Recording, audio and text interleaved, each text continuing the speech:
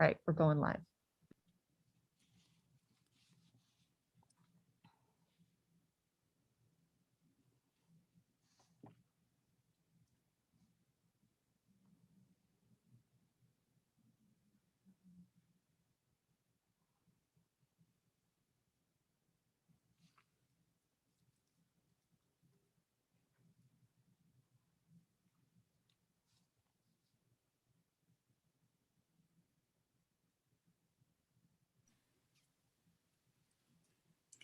Good afternoon, everybody. Welcome to this town hall on writing and righting the wrongs of journalism. My name is Raka Ray, and I'm the Dean of the Social Sciences Division at Berkeley and the lead dean for our multidisciplinary initiative on democracy, an initiative that draws from and builds upon Berkeley's historic commitments to democracy and free speech. This is a precarious moment globally.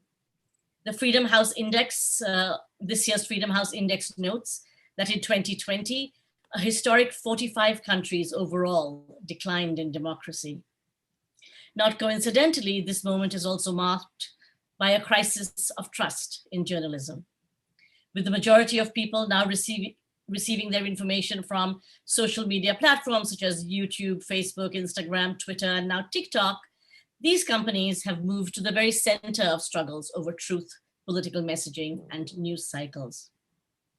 Today's town hall, which is part of UC Berkeley's Reimagining Democracy Town Hall series, will draw attention to the rights and responsibilities of journalism at this historical moment. To learn more about the series, please go to matrix.berkeley.edu, Reimagining Democracy. My very pleasurable job here today is to introduce to you the Dean of the Journalism School, Geeta Anand. Dean Anand is the first woman dean and obviously the first woman of color to serve as Dean of Berkeley Journalism. What a perfect time for someone with Dean Anand's vision to lead this great institution. Dean Anand has already announced a major goal to raise $100 million so all journalism students can earn degrees tuition free.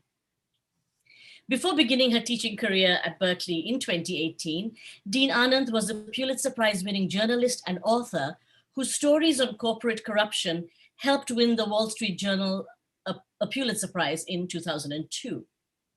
In her 27 years as a working journalist, she's been foreign correspondent for the New York Times and the Wall Street Journal in India.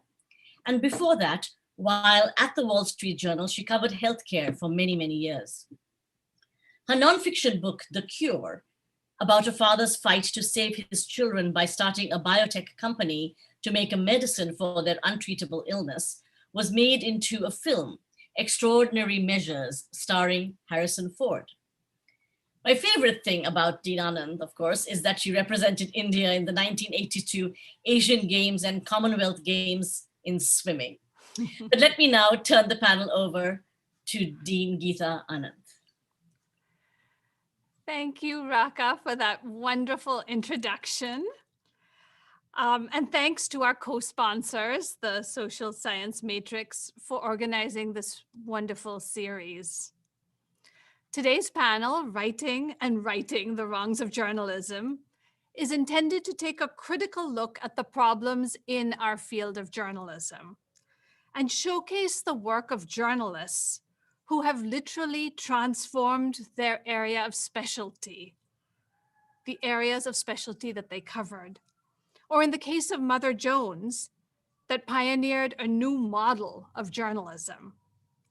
So this is not another panel. I've been on two recently in which we focus on the existential threat to our democracy of disinformation, social media algorithms, and the polarization of our electorate. Instead, we'll speak today to three pioneering journalists who have done incredible work in literally changing the way journalism is practiced in their field, and in the process, changing our understanding of vitally important issues in our world. One has been a leader in the magazine world, one mostly in books, though he's certainly written magazine articles, and for another, newspapers have been his main platform, though he's bravely entered the journalism video world. We won't end this discussion with a solution to all of journalism's many problems, but what you will learn during this hour is how some of the bravest and the best journalists have transformed our field in really meaningful ways in the coverage of some of the most important issues of our time. And you'll also learn their visions for the future. I'm going to ask each to speak for about 5 minutes on what their field was like when they became engaged in coverage of that topic and how they changed it. Then I'll lead them in a discussion of where they'd like to see journalism go in the future to address the most pressing issues in their area of specialty. Many of you sent questions ahead of time. Thank you so much. During the last 15 or 20 minutes of our 1-hour session today, I will pose some of your questions. But I also want to urge you to continue to send in questions using the YouTube chat channel, and my colleagues will share those questions with me, which I'll incorporate into the Q&A at the end. Without further ado, let me introduce the panelists. I've decided that your memories are likely as short as mine, and so I'm going to introduce each of the panelists immediately before they speak, so you can remember exactly what their best work is. So let me start with Michael Pollan, who is the Knight Professor of Science and Environmental Journalism at our journalism school. As most of you know, he's the author of many books and articles that have changed the way we understand the link between the food we eat, the food and agriculture business, and also climate change. He's revolutionized our understanding of psychedelics and their role in mental health. But for today, I'm going to ask him to stick to his coverage of food. His book, The Omnivore's Dilemma, A Natural History of 4 Meals, was named one of the 10 best books in 2006 by the New York Times and the Washington Post. His most recent book is Cooked, A Natural History of Transformation, and he's, of course, written several other books. Michael, tell us the story of what food writing was like when you entered journalism and began covering the food industry. What were other people writing about? What was the landscape like? What did you see? And how did you change the coverage of food? What did you see that others didn't see? What techniques did you use that others didn't use? Tell us that story.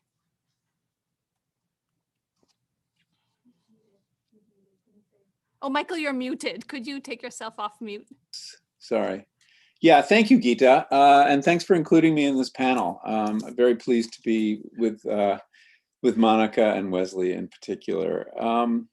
So back when I started writing about food, it wasn't the first beat I wrote about as a journalist, but around 2000, when I got interested in it, food journalism consisted of basically recipe articles and profiles of chefs in the Wednesday supplements. You know, you'll recall in those days, there was a lot of advertising in all local papers, but also national papers like the Times and the Washington Post that were recipes, profiles of chefs, that kind of stuff. And it was filled with this, it was supported by the supermarket ads.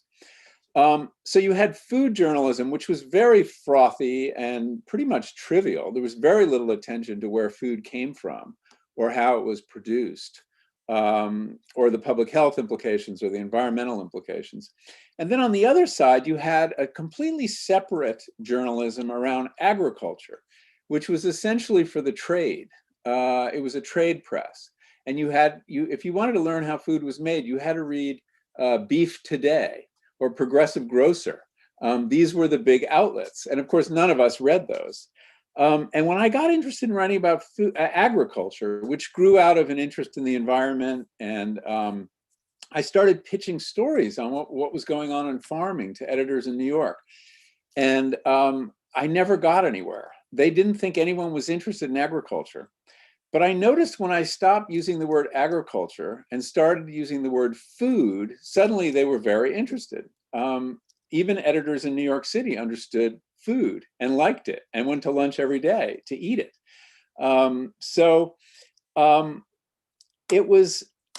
There was this interesting bifurcation. And I was not, and I was very interested in making the connection. I mean, because this food journalism was pure consumerism, and this trade journalism was all what the producers needed to know, but nobody was connecting them. I shouldn't say nobody, though. There was one writer who influenced me profoundly and deserves certainly as much credit as I do for changing the beat, and that was Eric Schlosser, who in 2002 published Fast Food Nation. And it was in the light of Fast Food Nation, which was a look at really ostensibly about fast food culture. He had been commissioned initially by Rolling Stone to write about fast food. And he realized or figured out you couldn't really understand it without going all the way back to the farm. And there was a certain kind of feedlot agriculture that led to a certain kind of, and a certain set of agricultural policies. And in a way, that was a really important model to me, although I didn't find that book had quite as much narrative satisfaction as I would have liked. But he was doing something that wasn't being done, which was systems thinking. He was connecting production and consumption, and he was connecting those to all the way back to the land. And it kind of gave me an idea that this was something that would be worth doing. So in my own work, I was, and Marion Nestle was another very important writer. She's not a journalist. She's a food studies expert at NYU. And she had written a book the same year, Food Politics, which also endeavored to show the system of food. That you can't understand the way we're eating and the obesity crisis and food safety problems. These were very much in the news in 2002 without looking at farming practice, the fact that we grow everything in monocultures, without looking at agricultural policies, the subsidies that determine what gets grown, without looking at capitalism, which only thrives when it can add value to cheap commodities. And I started putting together all these pieces, and I came to understand that you could explain what I came to think of as our national eating disorder by putting them together in a system. Now, how do you make a system interesting to readers? I mean, that then became the next challenge. The first big piece I wrote about this was a piece that was published in 2002 called Power Steer, in which I told the life story of a single cow from insemination to slaughter. Initially, I was going to write a piece that would look at all the issues raised by modern meat production, pharmaceutical use, the diet, why do these grass eaters, why do we make them eat corn, downstream, upstream environmental impacts, feedlot pollution, climate change, animal welfare, fossil fuel in the system, all these issues. And I was kind of overwhelmed by it until my editor said, why don't you just tell the story of one animal? And this was an enormous breakthrough for me. And I realized I could use a single animal's lifespan as a laundry line.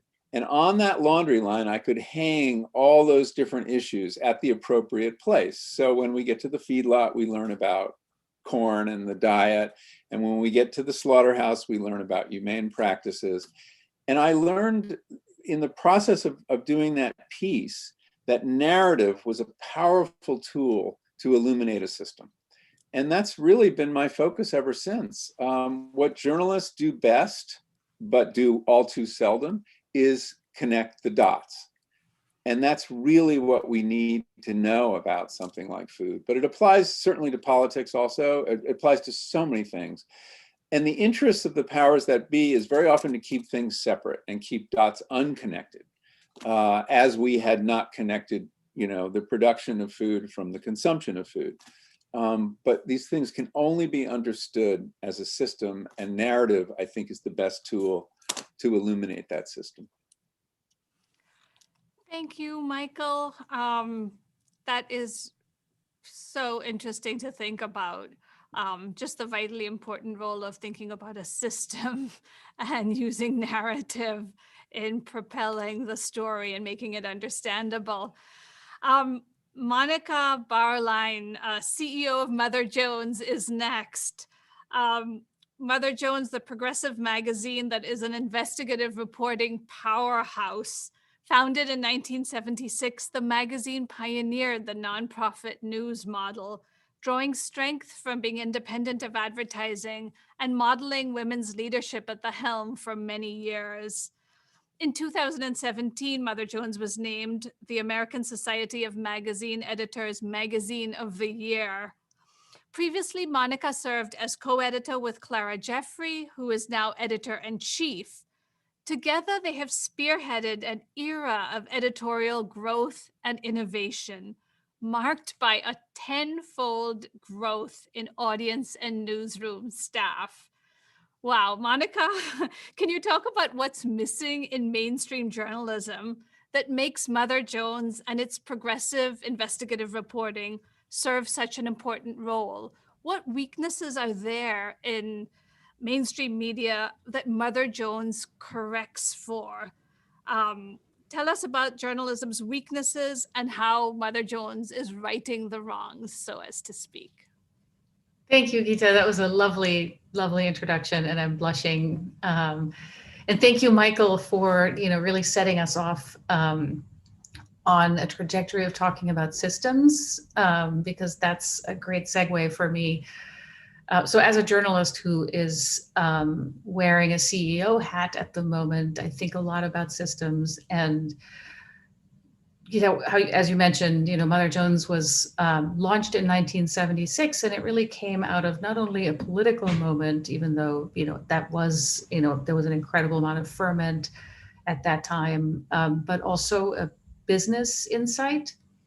And the business insight had to do with the fact that the way that we pay for journalism in America primarily is often in direct conflict with the values that journalism seeks to serve. In the 70s, the primary source of revenue for most news publishers was advertising, and it was particularly advertising from two industries: car manufacturers and cigarette manufacturers. And a lot of the stories that needed investigating at that time were about car manufacturers and cigarette manufacturers. And so the founders of Mother Jones did something unusual for that time and set the organization up as a nonprofit newsroom that would be accountable to its audience, as opposed to a corporate owner or investor. And that has served us really, really well. And I'll give you an example of what that has allowed us to do. But the other piece, I think, that was so key in how the organization was set up was that it was founded grounded in a place of values, not necessarily partisan values, but a commitment to justice, democracy. And that allowed, I think, as over the decades, really helped our journalists get away from the sort of false equivalence and he said, she said reporting that, particularly in political journalism, has really hampered us. And Michael, gave a great example already of how food and agriculture reporting used to be poorly served by the business model of having it be primarily supported by food industry advertising. And the degree to which that did not create an environment conducive to systems reporting in politics, I think where we see that most clearly is in the way that race and racial injustice has been covered as a problem of individuals, more so than a problem of systems. Up until fairly recently, it was really, that was sort of the focus of how racial injustice was covered, particularly in the context of politics. And so we saw that in 2015 and 2016, when the rise of white supremacist and authoritarian and really anti-democratic forces that was facilitated, but not entirely caused by the rise of the Trump phenomenon. A lot of political journalism was really not prepared to grapple with that because it was happening outside of the parameters that define every political story as an accurate rendition of what a Democrat says and an accurate rendition of what a Republican says, without a look at the systems in which that plays out. So that was an area where at Mother Jones, we were able to really double down on covering these forces, on covering this moment as a moment of crisis of democracy that is rooted in America's really complex relationship with whether it wants to be a full democracy or persist in the structures of racism that have shaped what this country has been. At the moment, I think you see that really playing out in the way that political coverage is still not, I think, sufficiently focusing on voting rights and voter suppression as the foundational story of this political moment. And in these areas, again, Mother Jones is not perfect. We make a lot of mistakes. We're also, it's not easy being a nonprofit newsroom. We have about 1% the budget of the New York Times, last I checked. But the independence of being a values-grounded nonprofit news shop has allowed us to try to step into these stories more vigorously. Thank you, Monica. Let me introduce our next panelist, Wesley Lowery, who is a special projects editor at Berkeley Journalism's investigative reporting program, where he's leading a team of graduate students investigating police misconduct in the US and offering advice on other investigations. As many of you may know, Wesley in 2014 was at the Washington Post when he was a key member of a team, a leader of the team that looked at police shootings and tried to, and actually created a comprehensive database of police violence against civilians in the US. And for that work, the Washington Post received a Pulitzer Prize in 2016.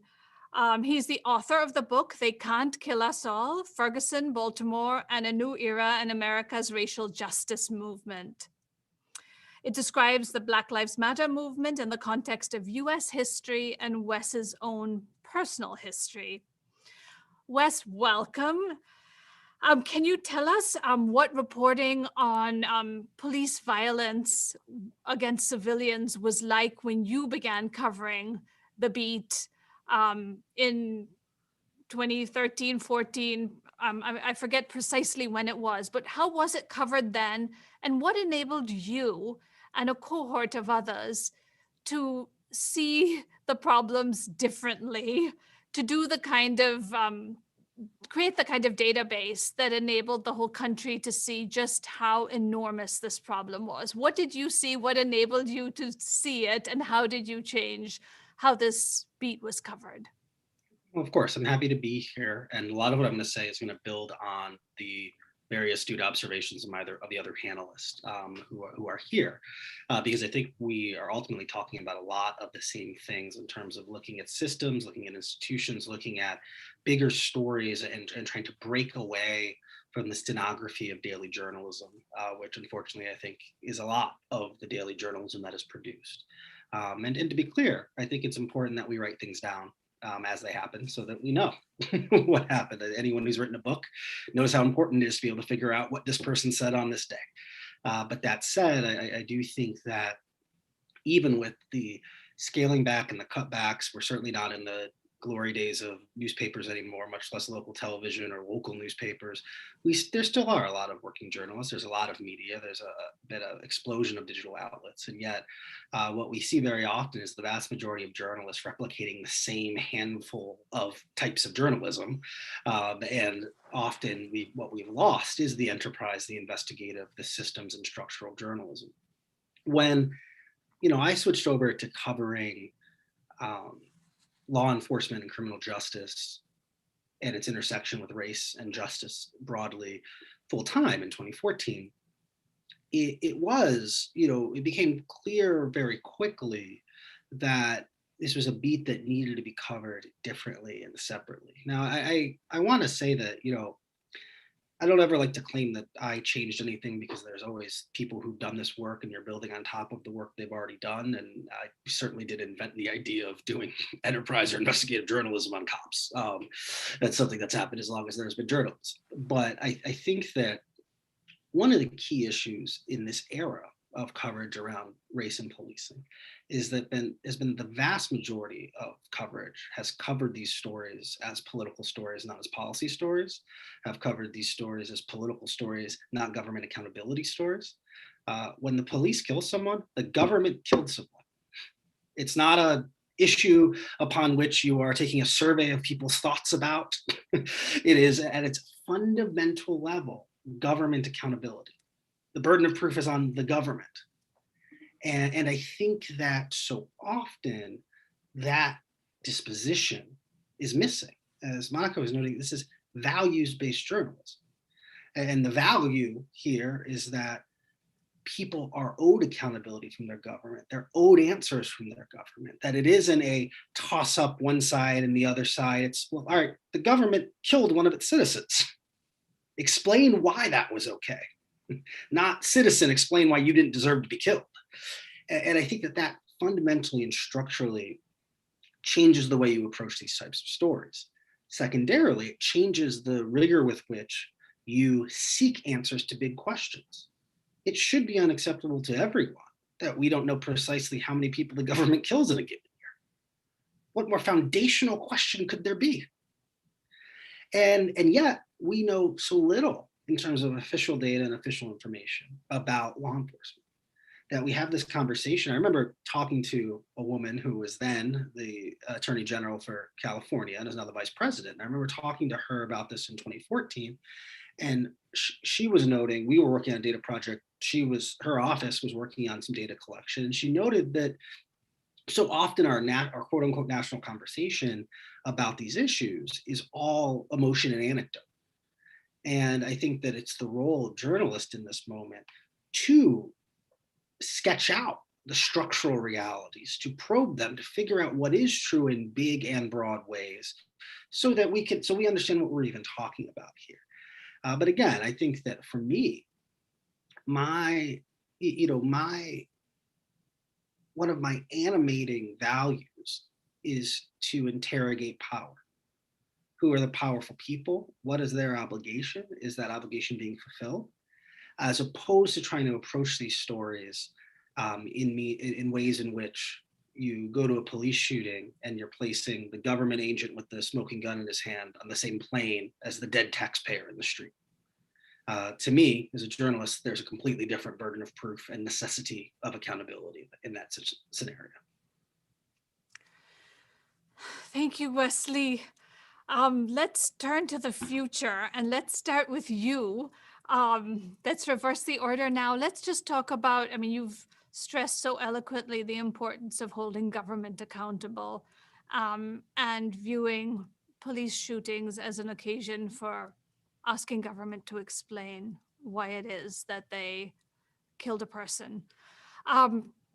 Let's look ahead. Where does journalism about police violence and journalism about race need to head in the future? And what type of journalism will get us as a democracy to where we need to be to holding government accountable? Well, again, to build on what Monica was saying, one of the central plot points in the story of the American Empire is whether or not we will be a multiracial democracy. That until 70 years ago, we were at best an apartheid state. And that had only been post-emancipation. We weren't even that good until the Voting Rights Act. That so much of our modern politics, our modern divisions in parties, in policy, the geographic, demographic divides of our nation, the extent to which we remain both segregated and not integrated, which are two different things, trickles down from this fundamental push and pull of, will we be a multiracial democracy? We've decided we're a democratic republic, but will we allow that to be true and truly true for non-white people as well? Will, as King said, will we return on the promissory note of the founding documents. And when we look at issues, be it voting rights, income inequality, policing and criminal justice, mass incarceration broadly, right? What we're looking at and the structures and the push and pull of this conversation is about that history. I think that very often we get caught up, especially in daily journalism, in feeling uncomfortable providing that context or that history because it feels as if we're placing the weight of that on these individual current day actors. I'm in the midst of writing a book on white supremacist violence. And so it was really interesting I've been in the history, but it was really interesting watching the coverage of the Capitol insurrection and how in journalism and in the commentary world, there was all of this kind of rending of garments of like, well, are they all conspiracy theorists? Are they all white supremacists? How do we describe this group and what do we do? And what I would note is that history doesn't really make those distinctions. All the people working at the concentration camp were Nazis. No one had to call their mom and get double confirmation that they truly believed in Nazism or to try to contextualize if they just got caught up in it. The mob that's lynching Italians in New Orleans, they're all racist. It's a white supremacist mob. 100 years later, we're not sitting here going, well, technically, only 14 of them had known ties to white. They committed a racist hate crime and murdered an Italian and lynched them while calling them epithets, right? And so I do think at times we get so caught in the moment that we miss the forest for the trees. I think that's important. But what I also say, again, getting back to values, I keep stealing this from Monica said, is that my journalism operates from a place that it believes in multiracial democracy as a value. That is not an issue, which frankly, I don't know how I could do journalism otherwise. I do believe I'm entitled to full citizenship. I should have life and liberty and the pursuit of happiness and justice and safety. That should be true for my brothers and my father, right? But so on so many issues, though, it's impossible to tackle them from a political framing, that they have to be tackled in this type of space. In the same way that I believe as a value that governments owe transparency, right? That I am allowed to get publicly mad when the police department's denying me a document because the public has the right to know X, Y, and Z. I think that journalists need to be comfortable, especially around issues of race, having as a value that we believe in and we support multiracial democracy. And that efforts to undo that or prevent that will be covered with the same clarity as when the Secretary of State won't give us the records. This is wrong. This isn't what should be happening. This is not the society we agreed to. Because again, these are just foundational and fundamental. These things should be baked into the premises of the world in which we are covering. I want to make sure, thank you, Wes. I want to make sure all of you get a chance to jump in, and this is a free-flowing conversation as we look to the future.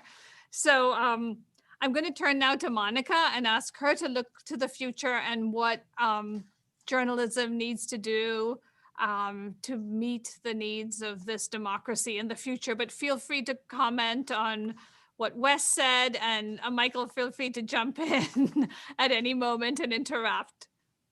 Monica, over to you. Thank you. I'm going to do that actually, and throw out what I was thinking about saying, because I was so moved by what Wes has just said. And Wes is, if folks watching have not read some of his reporting on the values of journalism, it's really worth your time. The field is really grappling with with the notion of objectivity and what it means. And, I'm going to say something personal, which is that my father wrote his thesis on objectivity in Germany in the 1950s in the, immediate aftermath of dictatorship and genocide. And for him, I remember asking him about this when I was coming up, and he said that was the anchor to which we could cling as an antidote to propaganda, that journalism had existed previously as an instrument of disinformation, propaganda, genocide, and objectivity was a way to pull it out of that. And then, a generation later, we come to a point where we recognize that the anchor is also weighing us down, that we need a grounding in fairness and in truth, but that, objectivity specifically has sort of been allowed to drag us into a place where we're actually not pursuing fairness and truth, but pursuing sort of a formal structure of what journalism looks like, the he said, she said structure and all that comes with it. And so for the future, I think where we want to be headed is to really orient ourselves to not just be about what journalists should do, but what our audience, what the people that we serve need us to do, and what they need to function as citizens of a democracy. If we can get it, is truth, and what we need to exist as journalists is a democratic society that's based on truth. And so these interests are intertwined. We're no longer really separate from this long arc toward more democracy and freedom. Michael, yeah. Oh, Michael, you're muted. Let me build on that, because I think both these comments, the whole issue of values in journalism is really fraught and curious, because on certain beats, values have always been okay. Like from the beginning of environmental reporting, it was okay for reporters to be environmentalists, to believe in climate change, to believe that something should be done to keep the water clean and the air clean. And this struck me as kind of weird, because there were so many other beats where you weren't allowed to have values and let them inform you. Over time, I think that values are becoming more acceptable in journalism. And I think that has something to do with the collapse of the advertising model. The advertising model, which supported newspapers for about a century, and was kind of invented by the New York Times, they hit on this idea that if you weren't a tool of propaganda or a tool of a political party, which was usually the case in America, and you kind of did on the one hand, on the other hand, objective journalism, you could draw a lot of advertising, because advertisers didn't want to be in a realm of conflict. And we see that now with boycotts of Fox News and things like that. As soon as an issue or a journalist becomes controversial, they all run for the hills, at least for a few months. But as Facebook and Google hollowed out the advertising market, newspapers and magazines, and in this, Mother Jones was just way ahead of the curve. But as they lost advertisers, they had to turn to their readers and the needs of their readers, which are different than the needs of advertising. And I think that's where we are. And, by and large, I think it's a healthy development. I think it's better that people pay for information rather than have a third party with its own interests pay for that information.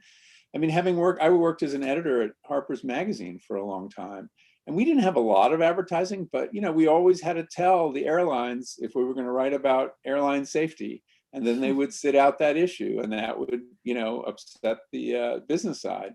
All these kind of things go on behind the scenes. So I think the challenge is, how far do you go in letting values, letting your reporters' values drive your coverage? Is there a point where you fall back into that period that Monica was addressing, where everybody is so subjective and advocacy takes over that your credibility declines? How do you preserve your credibility? And I think that's a huge challenge for editing, and a huge post-Trump challenge, because Trump dramatically changed the mainstream press. They couldn't cover him on the usual, on the one hand, on the other. the question before us now is, will there be a return to the status quo ante at all? Or are we just set on a new path? And I'd be curious to know what the other panelists think about that. I just don't know for sure. It's not really clear yet. Well, I think that's a really good point. And I think it's going to be really interesting to see what comes of the future. I do think that, speaking to the point you just raised about the issue of trust, I think that even in a pre-Trump world, we are on the precipice of a crisis. That it was true that we had, since the post-war period, pursued a quote-unquote objectivity model, which we clothed in high-minded journalistic reasoning, but we were doing to keep the lights on. It was a business decision that we made. Even as that business decision did lead to, I think, unquestionably, an improvement in the quality of pound-for-pound journalism. It is nice to be able to read coverage of a thing that is not colored completely by the subjective opinion of who happens to be reading it or who the publisher of a given paper happens to be. Not that, to be clear, even in the subjective era, there was not all types of subjective decision-making happening. We could just go back to the local papers everywhere, many of whom decided not to cover the civil rights movement because their editors and publishers didn't like Black people were making all this noise about stuff. And so they just didn't cover the biggest story of the decade. But that said, we have had, in the post-Watergate world, a single political party that has spent 50 years telling the American populace not to trust us. The don't believe the liberal media signs showed up in the 1980 Republican convention and have been there ever since. You look at the things that President Trump said, and other than literally the words enemy of the people, they were the exact same things that Newt Gingrich said, that Nixon said, that every member of the Tea Party said. And I just don't, I just can't, as a premise, believe that we have a political party that represents 30 to 40% of the country, and it spends 50 years with its most consistent ideological talking point being the media is systematically biased against us and you cannot trust it. That does not have a significant impact on whether such people trust us, whether they, and so I think and so I do worry sometimes that we're seeking we're seeking a trust that it's never going to exist. That if you have a subsection of the population that has been so consistently primed to never trust us, and now we're bending over backwards in all of these ways to try to convince them to do a thing they're never going to do. It's the girl who's never taken you back. It doesn't matter how many flowers you buy or how many, it's not happening. And I also think that courtship cannot get in the way of objective reality and objective truth. That we cannot pull our punches about the truth because some people don't like the truth. I think that at times also in terms of our values, right?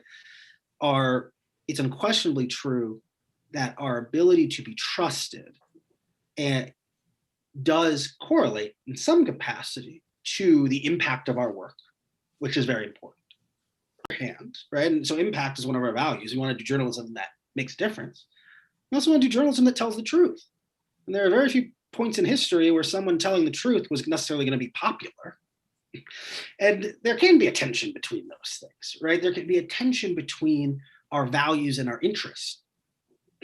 That it's in our best interest to pull a bunch of punches, but it conflicts with what theoretically is our value and why we show up to do journalism. And I think that a lot of the conversation around the country, in journalism at least, very often gets caught in these culture wars, right? It's about the young woke people versus the old objective people. It's about objectivity versus not versus, and what I really do think I think the Trump era has created a moment where it lays bare the tension between our interest and our values. And we're seeing a set of, and I do think very often an older generation of editors like to pretend as if those things aren't in conflict.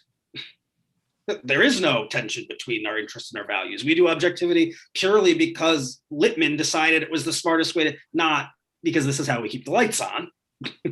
And I think a younger generation of journalists is completely divorced from the broader interest of a publication because they don't necessarily even know that they'll be employed there in 2 years, and cares almost exclusively about their values, especially as journalism becomes more public facing for the individual. People themselves are individual brands and individual actors to be held accountable by their readers, where they have people who are going to come to them and say, how can you work at a place that would do this? Or why did you do this in this piece? That values suddenly become extremely, extremely important. And so, I mean, I don't have any actual answers, but that's what I think about, with all that we're talking about. I'm going to jump in with some questions now because we have lots of questions from our audience, and I'm going to urge any of you to answer them, though some of them are directed at specific people. This one to Monica, so let me start. The turn to affluent readership among 1960s publishers hurt working class representation. How does Mother Jones's funding model influence the publication's coverage of class issues? That's such a great question, and ties into to some extent what Wes was just saying, because I think one of the things that is key to an audience-focused, a reader-supported model is that it has to be broad-based.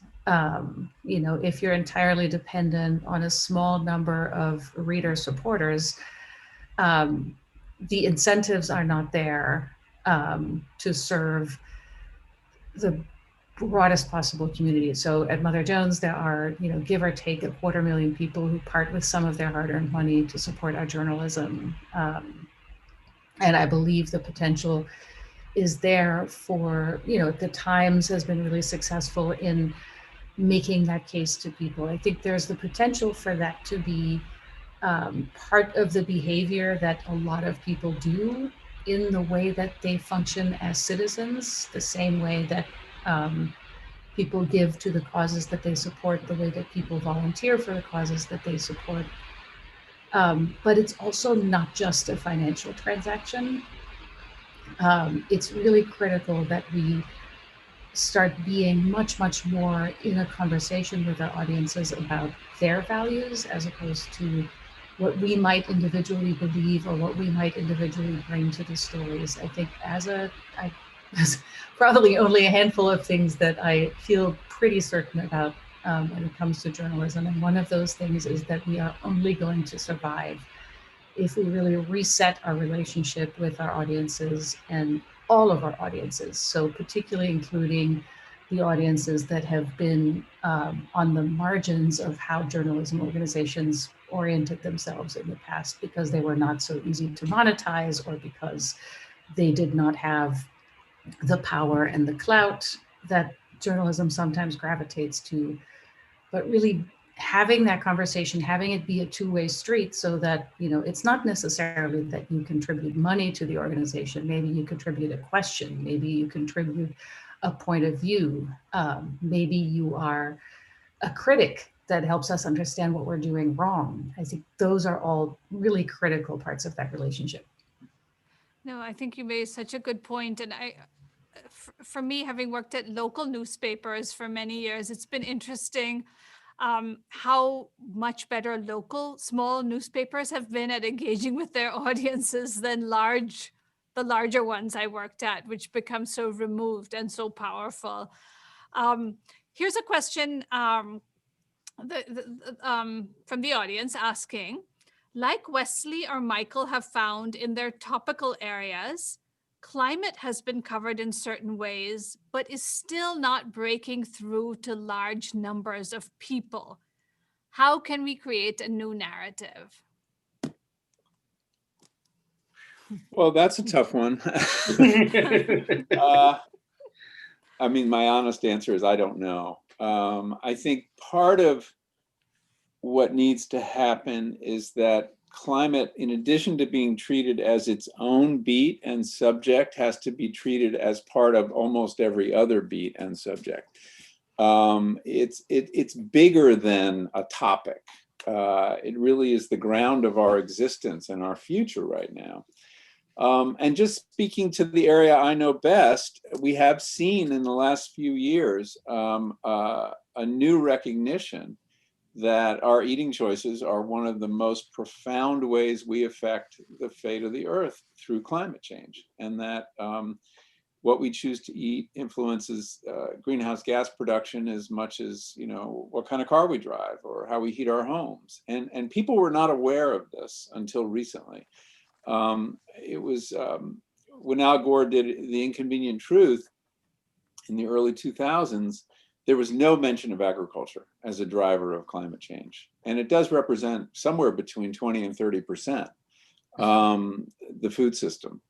And now that's become common knowledge. And you have, you see it reflected in everything from these new products, you know, these plant-based foods, to, you know, what is a climate-friendly diet, climate-friendly, and regenerative agriculture. The fact that agriculture has the potential to sequester huge amounts of carbon. That not only can we mitigate climate change through eating choices, we can actually roll it back through changes in the way we farm.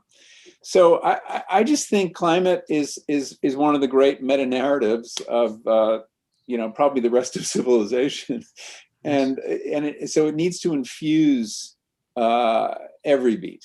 And that, I guess that's how I would attack that. I agree with that completely. And I would just add, I think, even stepping bigger and broader than climate, I think in order to answer why I don't think we have necessarily effectively communicated the urgency, which I think is a premise we agree with. I think there's a lot of great climate journalism being done. But it is clear that is not reaching everyone broadly, right? What I'll also say is I think that the media writ large, in the macro sweeping way, again, I could blow 900 holes in my own argument by naming great journalists doing great work on it. But collectively, I don't think we're very good at conveying importance and conveying urgency. I actually don't believe we're particularly good at news values. That someone in America today died of starvation, and that story is more urgent and important than whatever the hell the president said today. But I guarantee you, if I go turn on the news right now, there will be nothing about any number of hyper urgent issues: homelessness, climate change, what's happening. I'm currently in Georgia in hospitals talking to about the mental health crises and healthcare workers, right? That so much of the collective journalistic resource goes to things that are fundamentally vapid and stupid. It's politics. It's all politics all day, every day. And I think I remember, I'll give one example. I was in South Africa. This is in the pre-COVID world, in the before times. I was in South Africa for New Year's Eve, 17 going into 18, which was when Michael Wolff's Fire and Fury was coming out. It was the only thing America could talk about was this new Dishy book and blah, blah, blah, blah, blah. When I was in Johannesburg and didn't have any cable news, I think the only news I had was BBC World. And so I was there for 2 weeks, and I would turn on the news and I would find out about a bridge that had collapsed, about a virus that was ravaging a community, about a town meeting that had happened. And then once every 2 or 3 hours, they'd go, yeah, some book came out in America, something about the president. People are really being really dramatic about it. Okay, back to things that matter. People are starving, and I would suggest sometimes sitting and watching an hour or two of any of the so-called cable news networks and writing down how much news, things that are objectively about the things happening in the world, not things politicians are saying theoretically in the last 5 minutes, are covered. And then think for a moment that you're watching it in the midst of an extinction level global pandemic. And yet still, we are learning very little about the news that is happening in that moment. How do we get, so jumping in place of the audience, how do we get to that place, or what lesson do we learn from sort of that experience of yours, Wes, sitting there and hearing BBC cover at least some of the most pressing issues of the time and not getting completely absorbed into a tale of a particular book, or as yesterday in an interview with a royal couple, like what does it take? What is missing? How do we get to a place where we're focused as journalists on sort of the most important values, and certainly existence and the future existence of our species is that. Well, I truly think that, I mean, look, if I actually had the answer, I wouldn't be here on this call. I would be like running all of journalism in the world, right? But what I will say is it goes back to what we were talking about earlier. The push and pull between our interests and our values. That American journalism operates within capitalism.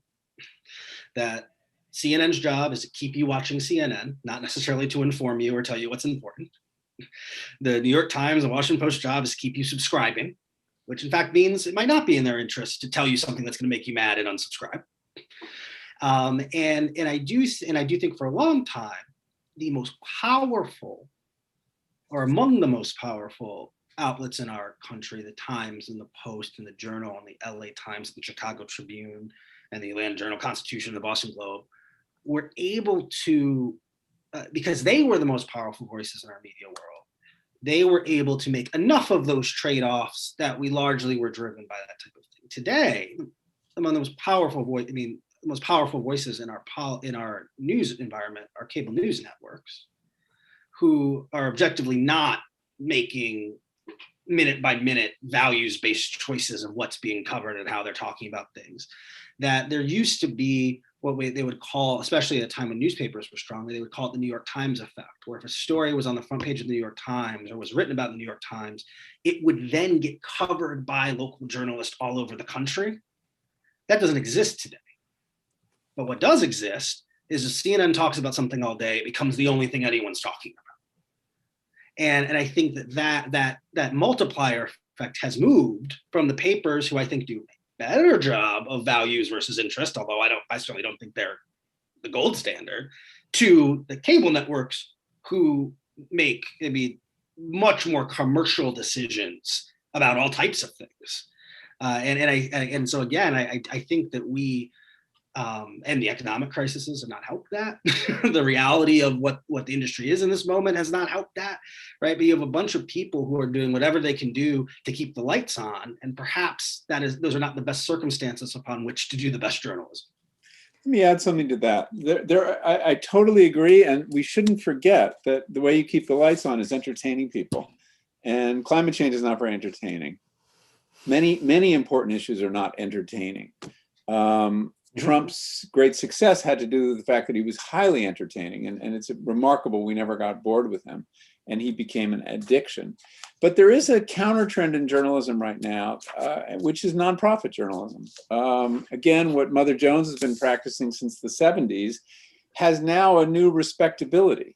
It was not conceivable, it wasn't a foregone conclusion when ProPublica started, or the Food and Environment Reporting Network started, or the 11th Hour Food Fellowship at Berkeley started, that mainstream outlets were willing to take material generated by nonprofits, some of whom had a politics, or at least a mission.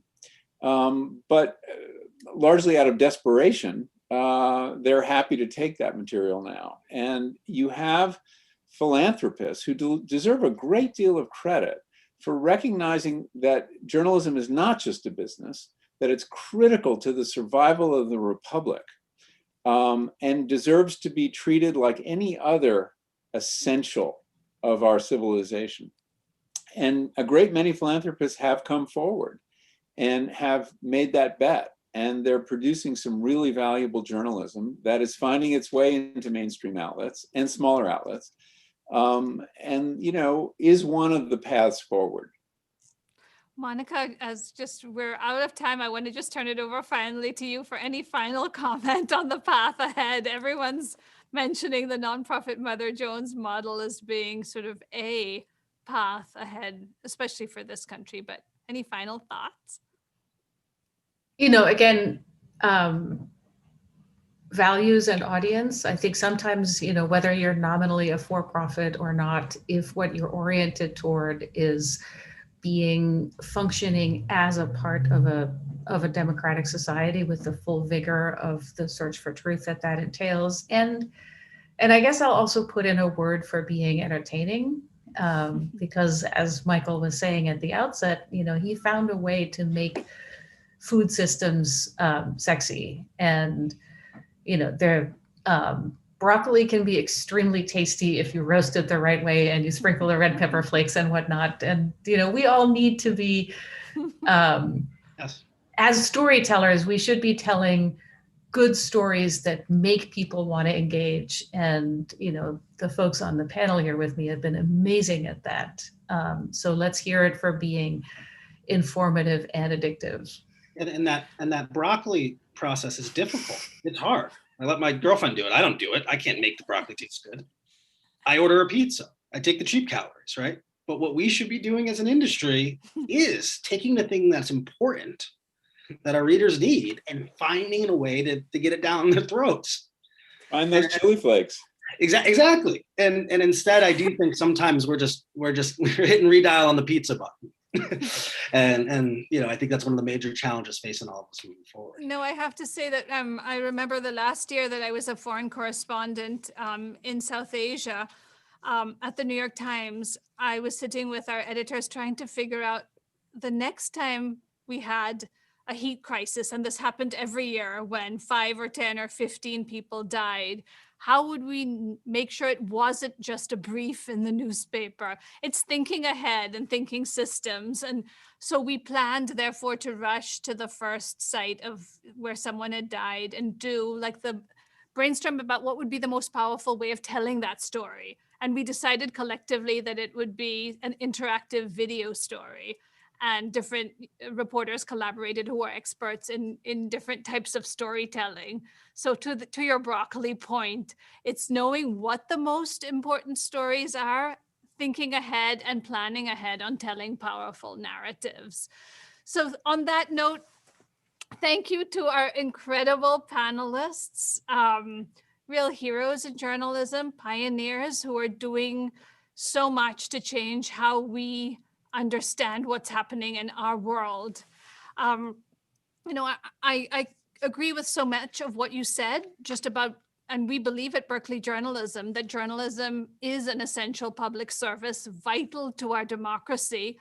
Who the journalists are matter. Their lived experience matters. And we're doing everything we can to lower the economic barriers to becoming a journalist, so that we can change the class and caste and the face, literally, of future generations of journalists. With that, let me thank our audience for your engagement, for your incredible questions. And let me promise you that we plan to address these existential threats to democracy and journalism with panels like this on the most pressing issues of our time. Thank you. And thank you again, our incredible panelists, for your great journalism. And please continue into the future. Thank you, Geeta.